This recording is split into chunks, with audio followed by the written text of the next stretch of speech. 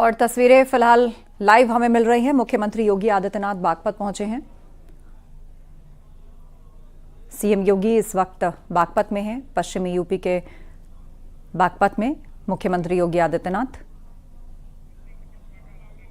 यहां वो चौधरी अजीत सिंह की प्रतिमा का अनावरण करेंगे। आरएलडी जिसके साथ बीजेपी का गठबंधन है, जयंत चौधरी केंद्र में मंत्री हैं और चौधरी अजीत सिंह की प्रतिमा का अनावरण करने के लिए पहुंचे हैं मुख्यमंत्री योगी आदित्यनाथ। बागपत से तस्वीर हमें मिल रही है।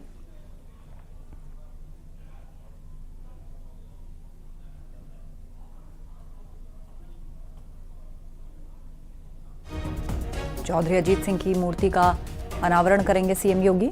बागपत में मुख्यमंत्री योगी आदित्यनाथ हैं। ये लाइव तस्वीरें हमें मिल रही हैं बागपत से।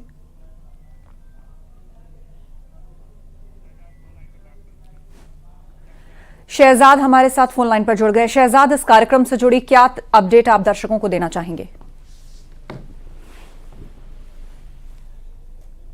आप तक आवाज पहुंच रही है शहजाद?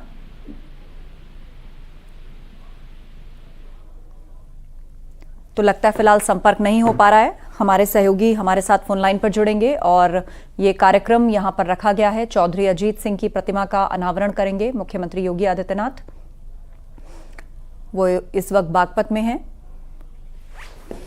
एक बार फिर से बातचीत की कोशिश करते हैं। हमारे सहयोगी शहजाद फोन लाइन पर जुड़ गए। शहजाद, इस कार्यक्रम से संबंधित क्या जानकारी आप दर्शकों को देना चाहेंगे? देखिए, सीएम योगी आदित्यनाथ जो है बागपत के छपरौली पहुंच चुके हैं। अभी उनका जो हेलीकॉप्टर लैंड हुआ है, उनके साथ जो है केंद्रीय मंत्री जयंत चौधरी है और कई जो है वो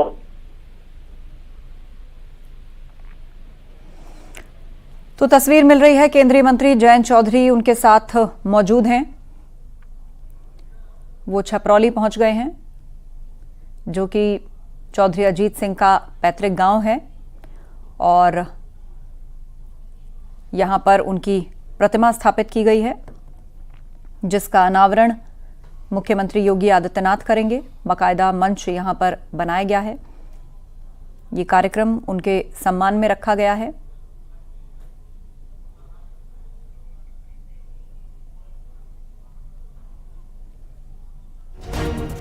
तो ये लाइव तस्वीर इस वक्त आप बागपत से देख रहे हैं।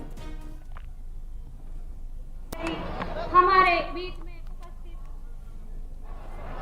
जहां मुख्यमंत्री योगी आदित्यनाथ पहुंचे हैं और इतना ही नहीं, पश्चिमी उत्तर प्रदेश के लिए विकास परियोजनाओं की सौगात भी वो इस अवसर पर देंगे। बहुत सी विकास परियोजनाएं हैं जिनकी सौगात आज दी जाएगी। कई 100 करोड़ की विकास परियोजनाओं को भविष्य में यहां के धरातल पर उतारा जाएगा।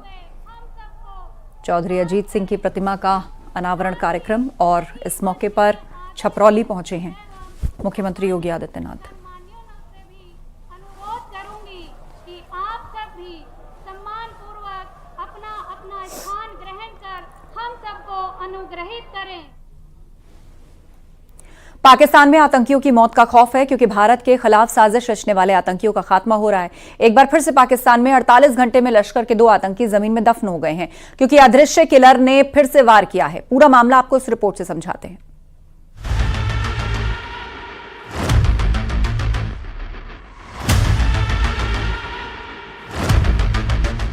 पाकिस्तान में भारत का खौफ चल रहा है। पाकिस्तान में फिर 2 आतंकी खलास। पाकिस्तान में चुन चुन कर भारत के दुश्मन ठीक। आतंकिस्तान में पनाह लिए हुए 2 और आतंकी कब्रिस्तान पहुंच गए हैं। पाकिस्तान में लश्कर तैयबा के 2 बड़े आतंकवादी 48 घंटे के अंदर सड़क हादसे में मारे गए। पहला नाम है फहादुल्लाह गुर्जर का।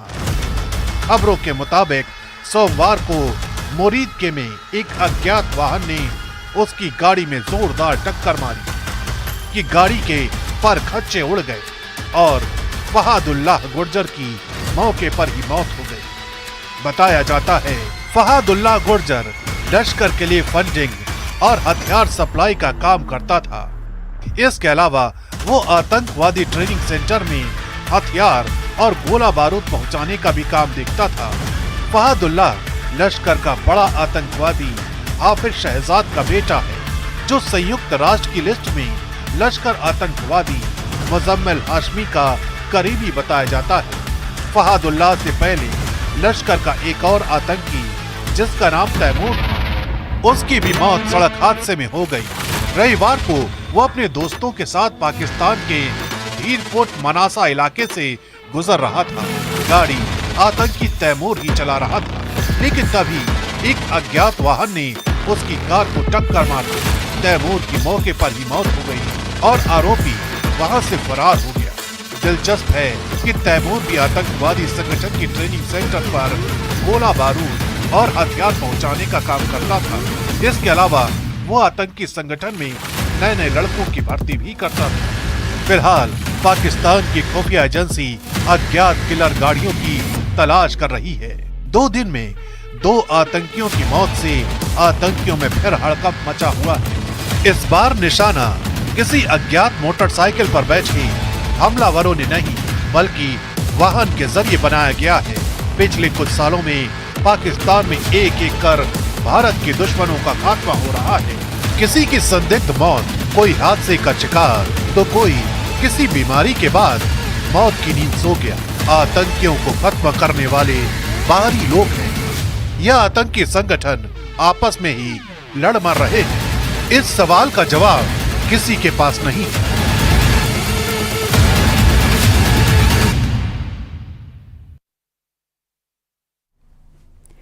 अमेरिका में छिपे भारतीय गैंगस्टर्स की लिस्ट बहुत जल्द भारत की तरफ से अमेरिका को सौंप दी जाएगी। गृह मंत्रालय के सूत्रों के मुताबिक गोल्डी बराड़ और अनमोल बिश्नोई समेत 10 गैंगस्टर्स की ये लिस्ट है। भारतीय एजेंसियां जल्द ही अमेरिकी सिक्योरिटी एजेंसीज को सौंप सकती हैं।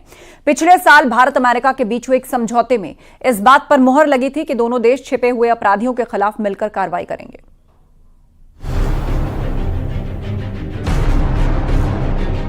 क्या गैंगस्टर भी लौटाएगा अमेरिका? भारत सौंपेगा गैंगस्टर की लिस्ट। अमेरिका वापस भेजेगा भारत के टॉप गैंगस्टर्स। भारत सरकार अब उन मोस्ट वांटेड अपराधियों के खिलाफ बड़ी एक्शन की तैयारी कर रही है जो विदेशों में छिपे हुए हैं। सूत्रों के हवाले से पता चला है कि गृह मंत्रालय ने उन मोस्ट वांटेड अपराधियों की लिस्ट तैयार की है जो अमेरिका में बैठकर अपने जुर्म का जाल भारत समेत पूरी दुनिया में फैला रहे हैं। ये तो 10 नाम की सूची है जो भारतीय एजेंसियों ने तैयार की है। खुफिया और सुरक्षा एजेंसियों के मुताबिक और भी ऐसे कई नाम हैं जो अमेरिका में रह रहे हैं और भारतीय हितों को नुकसान पहुंचा रहे हैं। और भारतीय एजेंसियों के इस कदम से अब उन पर भी पूरी तरीके से शिकंजा कसा जा सकेगा। भारत अमेरिका में अपराधियों को लेकर समझौता। अब अमेरिका को सौंपी जाएगी टॉप अपराधियों की लिस्ट। पिछले साल भारत अमेरिका के बीच दोनों देशों में छिपे अपराधियों को लेकर एक अहम समझौता हुआ था, जिसमें अमेरिका में छिपे भारतीय अपराधियों और भारत में छिपे अमेरिकी अपराधियों पर शिकंजा कसने के लिए सहयोग की बात की गई थी। पिछले 8 महीने से भारत और अमेरिका के सीनियर अधिकारियों के बीच इस मुद्दे पर कई अहम बैठक हो चुकी हैं।